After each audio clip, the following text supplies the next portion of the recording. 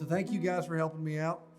It's been an awesome series, and I just wanted the church to hear from some people that do this professionally. I'm pastorally speaking into it, and I thought it would be helpful if Bethlehem Church saw this. So I'm just going to ask some questions. You guys hop in where you want to. Apostle Paul talked about neuroscience, and we talked about way before there was neuroscience, there was Paul telling us, don't be conformed, but be transformed, and that thoughts and emotions coupled together actually create brain patterns. It begins to it's not just a spiritual issue. This is actually a physical issue, scientific issue. Talk to me more about that, how that reality sets in for us. Yeah, we don't really think about how our brain connects physically and neurobiologically, but it does in some really incredibly complicated and cool ways. So when we tie our shoes in the morning, we brush our teeth, button our shirts, get dressed, whatever we do, we don't really think about that. It's just a habit. Just a habit. The thing about it is the brain also makes it a habit of how we feel. It automatizes everything that it can automatize. Yeah. So what happens? Captures it. Yeah, just captures like, okay, I'm gonna build this neural pathway so it's easier to do. And so the neurons they actually get, it's called myelinization, and that's an insulation. So It just insulates it and makes things go faster. Yeah. The thing about it is that Paul didn't really know that. He didn't have functional MRIs or anything like that. Sure. But he knew that if we change how we think, then we change how we feel, and then we change how we behave. Because he said, don't be conformed to the pattern of this world, but be transformed by the renewing of your mind. And Dave, you and I have had a lot of conversations. Let me direct it towards you on over the years in our relationship, marriage and family. And that's what you spend a lot. Talk about how the root oftentimes of tensions in marriage and family comes through emotional health, if you will, the what's going on underneath two individuals coming in. Talk about when you sit and talk with clients and sit and talk with people, how the emotional health really projects into their overall. I know it's a broad question, but give me specific examples of what you see oftentimes. Well, what we know, of course, in marriage, everybody talks about that. We bring baggage into that, and kind of referring back to what Ken was saying. I mean, that baggage could be from experiences, growing up. It can be trauma, it can be various things. And if that kind of process that he was just talking about does not, correct itself or is being worked on, and then you get married and those kinds of things begin to play a part in the relationship. Yeah. So, one of the biggest areas, of course, probably would be, there's a lot of them, but probably would be conflict. Mm-hmm. Conflict is just one of those things, of course, it's hard, period, in marriage. Nobody likes conflict. But I think when you have experiences with that, and then you are married to someone who maybe their stuff is triggering, then it can be a real downhill spiral, in terms of how we process things. Yeah. That's good. And we've talked a lot, and one of the roots of this series has been anxiety. I think I read 40 million people struggle anxiety, have some type of 40 million. It's the number one billable diagnosis today. Yeah, anxiety disorder. Obviously this is a broad question. And I'd like to start with Rebecca and Henry, because I think we see it a lot in the next generation. That word anxiety 40 years ago, you didn't throw around. But the diagnosis and the reality. Talk about what are children now facing? Let's just begin there. That previous generations, I'd like both of you to speak to that. In the culture, what are children facing that builds this in us now? You know what I mean? Why is it such anxiety being one example, but let's just hop down on that for a second. Well, okay, yeah, because this generation is growing up with all the technology, right? And the social media, and the internet, and so they are given and exposed to so much information without the intellectual ability or emotional ability or social ability to really process that, and they can't handle it. Their brains aren't mature, and so obviously this generation, they spend, I've heard different statistics, 9 hours a day on their screens. And the average person spends 6.5 hours, like adults too, because we have to be mindful of that. But I think just through their internet, they're alone in their bedrooms because they feel socially connected through the internet, but they're not having that face-to-face time. So they're alone, and then they get what pops up.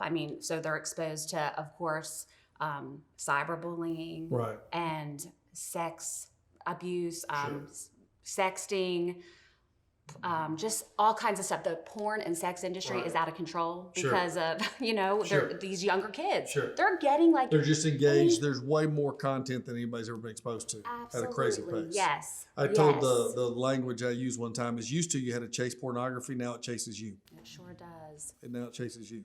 Yep, it's coming after you. Yeah. Even Yeah. like through kids' YouTube, it's Right. coming after you. You Right. have to be so careful as a parent. Talk to me. What do you see, Henry? What generation? Other things. Expand on that.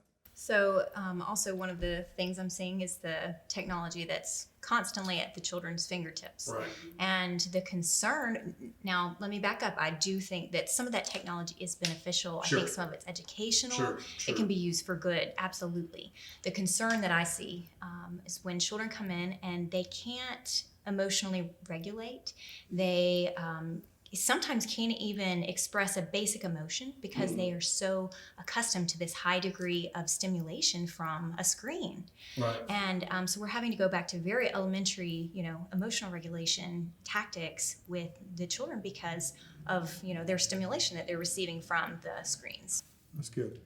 I think another thing, Jason, too, is just the lack, and even I'm seeing this with teenagers, the lack of margin, the lack of space in their life and their schedule. I mean, everything is at a fast pace. It's we all get on a treadmill, but the treadmill seems to be faster these days. I sit down with kids and they're, basically saying they go from this to this to this and then try to sleep. Sure. And I mean, how do you process what all happened when you're going from one thing to another? Yeah. And of course, as you were mentioning, technology doesn't help because if you have any margin in your space in your day or whatever, what are you going to do? Pick up your phone. And of course we do that too. It's not just teenagers. And talk to me about anxiety in adults, because again, that's been a rapid pace, and I think it's the same thing. And talk to me a little bit about that as well, Dave. You've done marriage and family. How have you seen? Because again, I'm sure 30 years ago when you started, the diagnosis rate for people dealing with anxiety is probably skyrocketed. True? Yes, absolutely. And you think it's attributed to the pace of life? Yeah, I think part of that, and I think again, as you're mentioning, Rebecca, the screen time and the phone. I mean, it adds a whole nother level of stress. With all that's coming at you and checking this and checking that. But yeah, I think when I started practicing, probably for the first 10, 12 years, I think I saw way more depression. And that has just evolved to where, it's not that I don't see that, but anxiety at any age. I mean, this isn't just adults. I mean, I don't work a lot with kids, but I guess kids are certainly suffering from it as well, young children.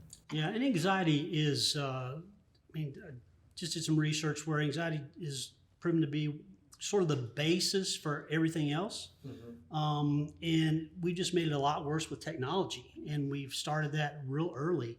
In culture, you'll just see, I'm anxious. That's our identifier. That's our identity. I'm an anxious person. And the culture's just sort of taught them to own it as part of who you are instead of an emotion to be felt and to be dealt with. And so what we do, we don't teach our kids any differently. Because we don't know. Nobody taught us. Sure. People come in to see me and they go, why am I this way? I'm like, well, because your parents taught you how to be that way and their parents taught them and, for generations. And so the reason that they sit in our offices is because nobody's taught them how to deal with their emotions. And so and society just really inundated us to make us think that having maladapted emotions is the norm.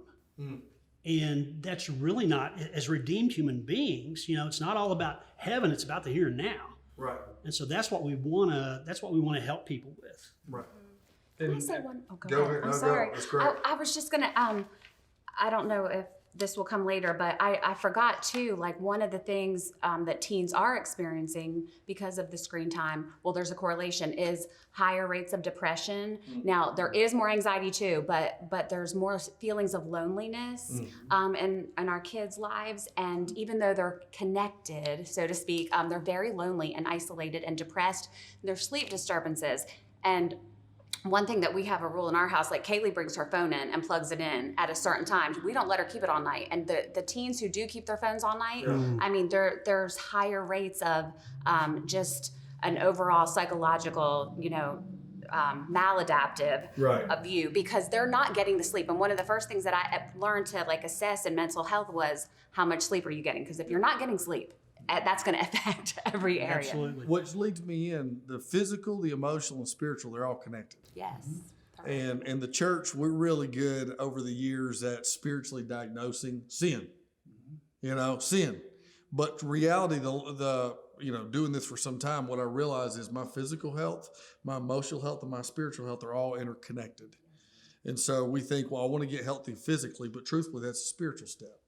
And spiritually, talk to me about that, how they're all connected and what you see just as a journey with Christ. Because again, psychology's more for the emotions and spiritual's more for heaven or hell, if you will. You know what I mean? But truthfully, physical, spirit, they're all interconnected. Yeah, one of my favorite verses that just speaks that loudly to me is 1 Thessalonians 5:23. And this isn't, if you have your Bibles out on your phone, this isn't going to be an exact quote, okay? Yeah. But this is going to be, I would that you be sanctified in your spirit, soul, and body, presented blameless at Christ's coming. And that's less of a verse about Jesus coming back than it is, hey, the spirit, soul, and body are one unit. Yeah.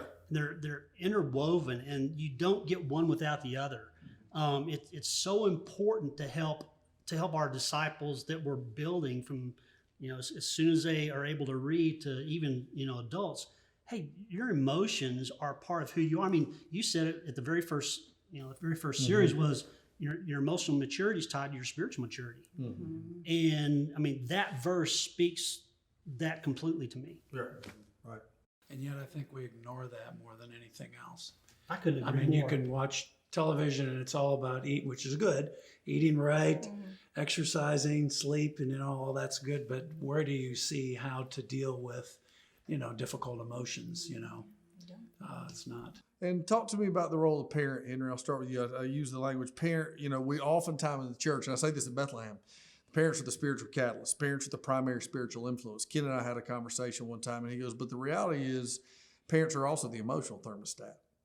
They set the pace. What's helpful things when you think parenting and just setting the course and setting the pace? We've already talked about limiting technology, but talk about what you see parenting and how they set the pace and they set the thermostat of the family. I do think that modeling, those healthy behaviors within the home, and you have to model those behaviors in order for the children to normalize it and for them to adopt that, hopefully, or adopt those behaviors, so they'll hopefully reference that or present that when they are parents themselves. Way more is caught than taught. Absolutely. Yes. So when you say modeling, it would be an example of conflict.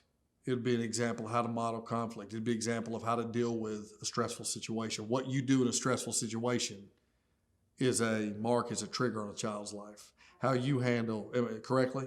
Absolutely. And I'd see children all the time who are observant. I mean, I have parents or clients that say, my child's way too young. They're too little to know that we argue and that we're violent with one another. I say, no, absolutely not. It does not matter that age. They're very, very insightful. Even at a young age, they're very aware of their environment. Absolutely. Somebody else on that. Well, I don't know if you all have heard the term emotionally safe, but there's a lot of research now on being an emotionally safe home and environment. And so that just made me think, that question made me think like, first of all, I think in order to have an emotionally safe home and to have good emotional health, we have to be aware of our own stories. And a lot of times when we're not emotionally available to our kids, it's because it's a reflection of our own childhood and what happened in our own childhood. And so we should be aware of that, again, self-awareness. Yep. And then, seek out counseling, whatever we need to do. Right. But the other thing that I was going to piggyback off of Henry, I think, the number one effective parenting strategy, some research has said, is love and affection. But the number two, the second most effective parenting strategy is how we manage our own stress. And so that is so big to me because I can tell when, if Shane or I are stressed out and we're reacting instead of responding, I mean, that quality of my relationship with my kids is going to go down. If I am reacting, I need to take a step back, time and space. And I heard this did not come from me, but I heard this, that it was a show on Focus on the Family, but she said that when she responds to her kids, she take some time, because she said, create in me a clean heart in Psalms, oh God, and renew a right spirit in me. And then it says, and then I will show transgressors their ways. But we want to show transgressors their ways right away before allowing the Lord to do the work in our own hearts. And so I think as a parent, spend that for the first several minutes, however long, in prayer and Bible reading. And so we can get filled with him, and then we can then give to our kids. I mean, there's so much more, but. Sure. Let's get somebody else. Well, I was thinking of it specifically too with anger being a real difficult thing with the family, because anger is an uncomfortable emotion to be around. If somebody's angry and they're in the room, even if they're not doing anything, it's just not comfortable. So taking that with our kids, right? If your child is angry, go to your room or that sort of thing, as opposed to being able to talk with them about here's some ways of doing that. Because certainly being inappropriate or the response to anger, you have to structure. But a lot of times parents structure the anger itself. It's almost like you're not allowed to be angry. That's right. And I just want to encourage the parents that are watching to really be okay with learning how to manage your emotions and teach your kids how to do it. It's you need to learn how to discuss it with them. You really do, because if they're angry, instead of just saying go to your room, help them process that. Right. But before you can process it, you have to know how to do that yourself. And there's some in your anger, do not sin. Everybody's going to get angry. Right.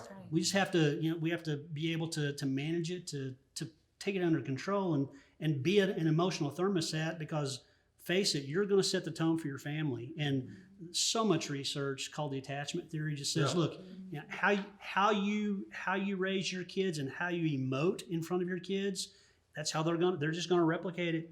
And you said it, and that's how it's going to be. So if they can just really begin to go, hey, it's okay for you to be anxious. It's okay for you to have emotions. Let's talk about that. Let's process that.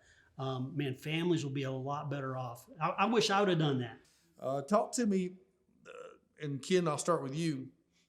Mindfulness, spirituality is on the rise, but people are walking away from Christianity as a whole. Right. Especially the next generation. I mean, the statistics I've shared with Bethlehem, that's why I've said whoever wants the next generation most is going to win it.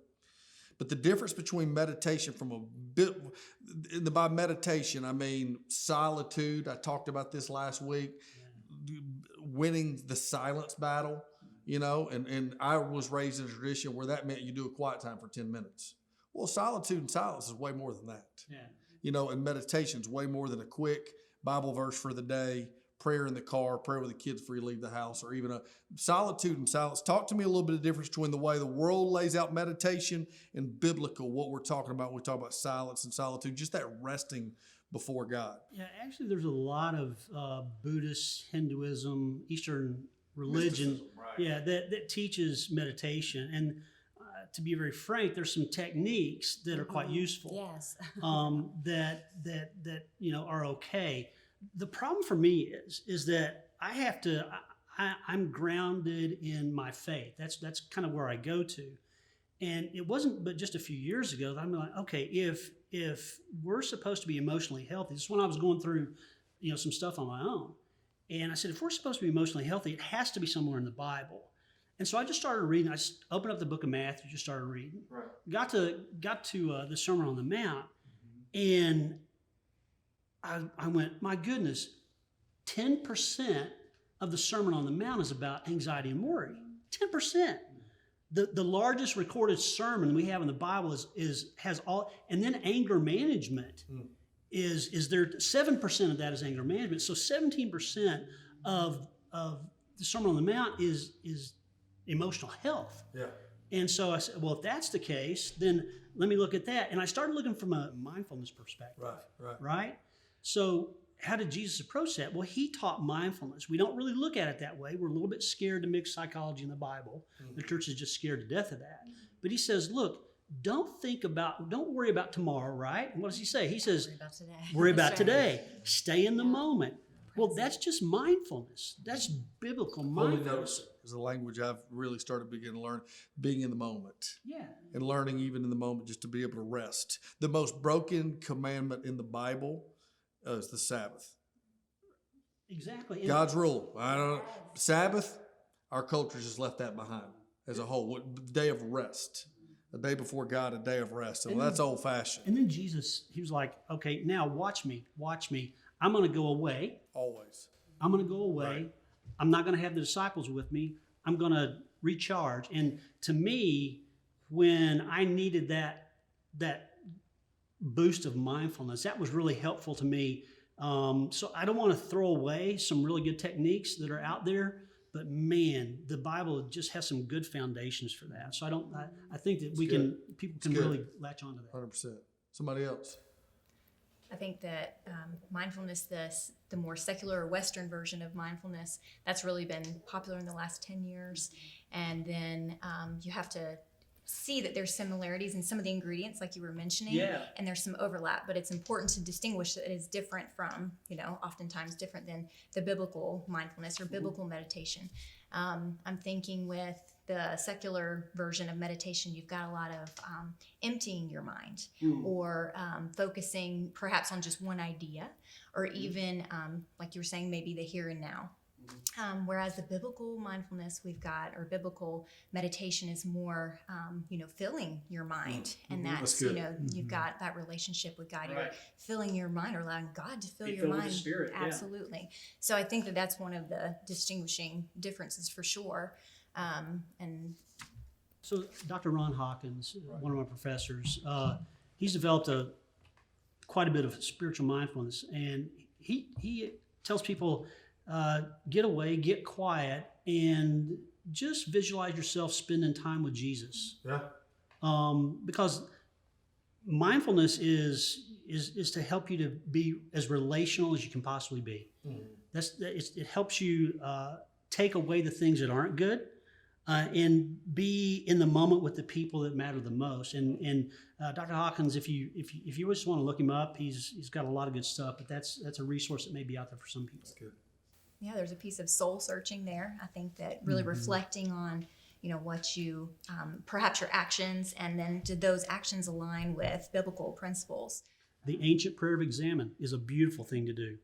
I encourage people to do that. So Google that and follow that. It's good stuff. Talk about handles. Get real practical for a second when it comes to, because there's so much to it, but 1 or 2 steps, Dave, simple steps, families fighting for emotional, spiritual health. Deal with busyness. Okay. First, ruthlessly eliminate hurry.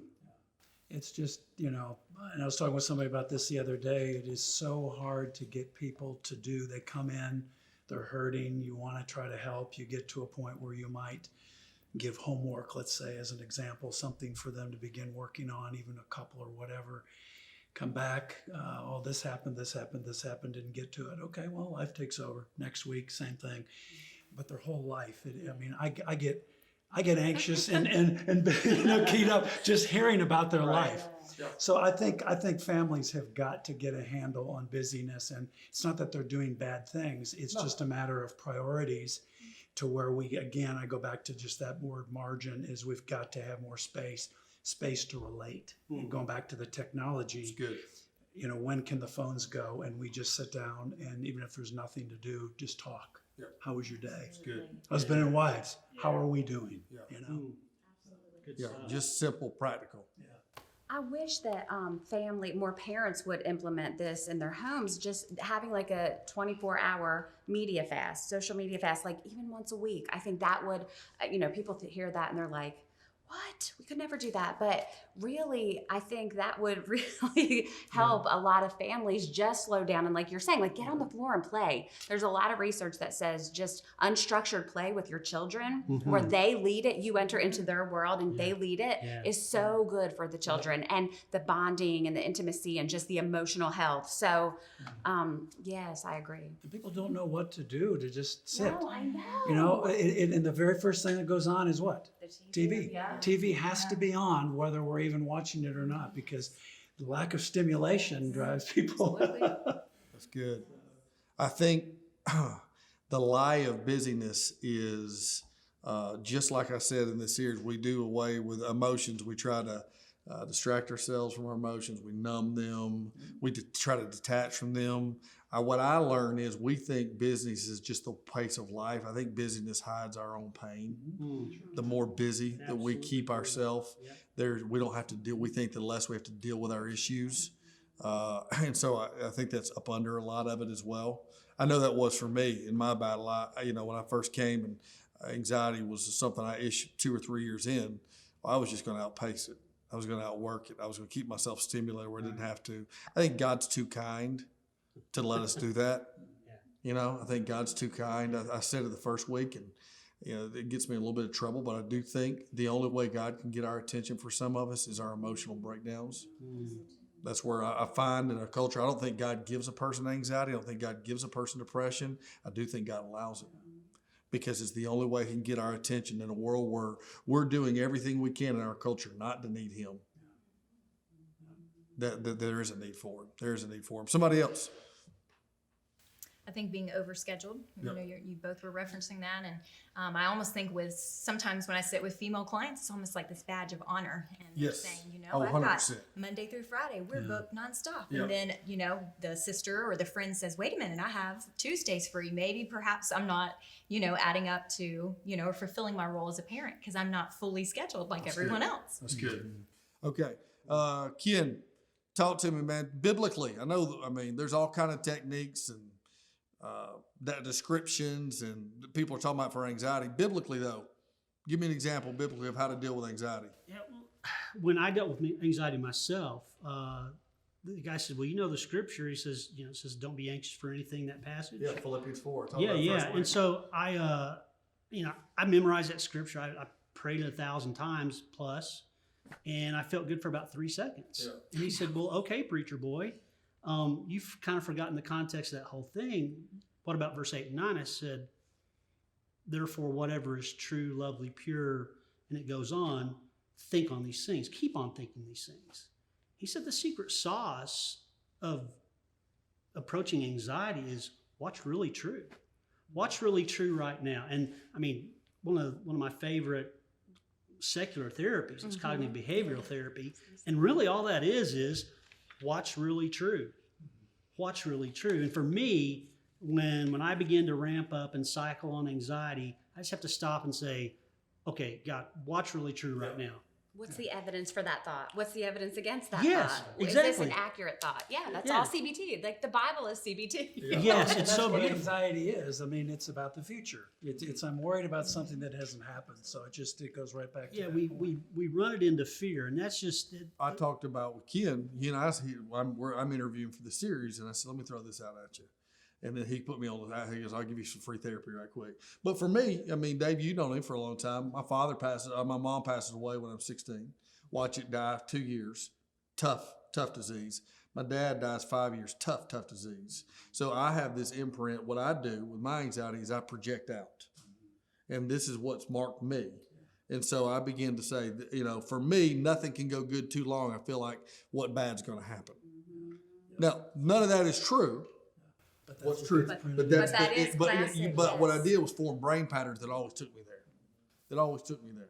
And I still have to at times. Just go, whoa, wait. In this moment, this is what's true. This is what's real. This is where God's at.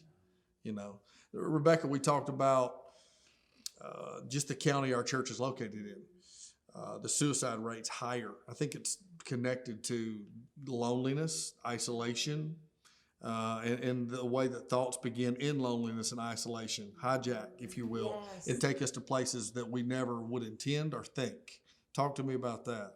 Yeah, I think as a culture, we are just more lonely than ever. And going back to, I just know teens especially, they are more connected socially online, but they don't have those real life face-to-face situations. So they actually end up feeling more lonely, more depressed, more anxious. Suicide is on the increase for teenagers. It's on the rise across all age groups. But it's just staggering the hopelessness that they feel and the intense loneliness because teens, they really thrive on that connection. And there was a study done out of the University of California, and this goes back to, again, teens, and they scanned teenagers' brains that actually were looking at Instagram.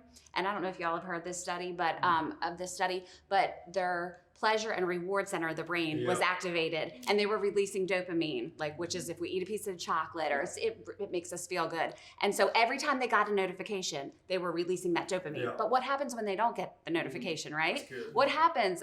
Then those feelings come, those feelings of, oh my gosh, they're just waiting for that next fix all the time. And and so, I mean, Pastor Matt and I were talking about just research we're just now getting research from this generation.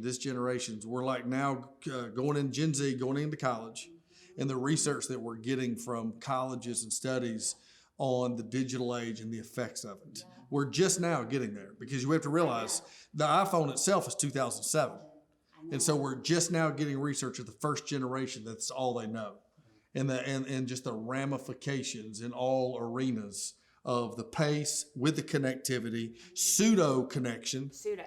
And so I think what we don't realize is, why is everybody talking about emotional health? Well, we are now getting the reality of we've talked about it even in sexuality. We're now, as a culture, are inheriting what we've seen in the last few years with sexual abuse and stuff like this. We're inheriting an over-sexualized culture, and now here's the results. It's the same thing. We're in an overstimulated, fast-paced culture. We are now beginning to see there are results and consequences for the choices as a whole we're making as people. Absolutely. Our brains just aren't designed to take in that much information. No. From 2013 to 2015, 2013 to 2015, more content was created than ever in the history of the world, than the rest of just content for us to consume, for us to take in, for us to entertain and engage ourselves. And the body just wasn't built for that. The mind just wasn't built for that. Absolutely. Can I give you some good news, though, or some hope in this? They did another study at the University of Pennsylvania on college age. My name is Hope. That's right, Give it to Hope. In their study, they noted that some of the symptoms in these kids, these college freshmen, some of the depression was alleviated if they spent just 30 minutes or less on social media. Within 3 weeks, they noticed their depression was better. They didn't feel as lonely. I'm telling you, it does matter. Absolutely. So let me say thanks to you guys for doing this, helping us out. Man, I just really want to my hope for this series, and even this, was to give us a helpful conversation, insight that it's just not, I think it's everybody's in it, and all we're trying to do is give people liberty to go, hey, let's have this conversation. I began this whole series as the problem with emotional health is we live in isolation on it. We live in isolation. Our family that knows us the best oftentimes either loves us the most or knows the real us. So family is like we all have images of each other, and then our family really knows us. People can, sometimes it means they know us and love us the most, and other times it means they go, yeah. So I say all that to go, give me some encouragement for family, something practical when it comes to parents in your marriage. Dave, I'd ask you something in marriage. Ken, parents, just the spiritual thermostat of the emotional thermostat of your home. One helpful practice or one encouragement you give to families. Yeah, if you're one of those dads that really has a hard time managing your emotions, and you can tell that it's affecting you, I call it the dad pose. And just kind of get down on your hands and knees, sort of like you're getting ready to you may think like you're getting ready to tackle somebody, but just put your hands on your knees, bend at the waist, and get on their level. And if you're one of those guys that's really demonstrative, and be really careful about how your voice comes across. That's good. That it's really helpful. And the bottom line is, you can do it. You can do it. You don't have to repeat what happened to you. Yeah. You can change. That's good. Rebecca? Absolutely, yes. And I want parents to obviously to know there's no perfect parent, right? Yeah. And so we're in this together. And I think I have to constantly remind myself of the unparalleled influence I have as a mom. And I take that responsibility huge.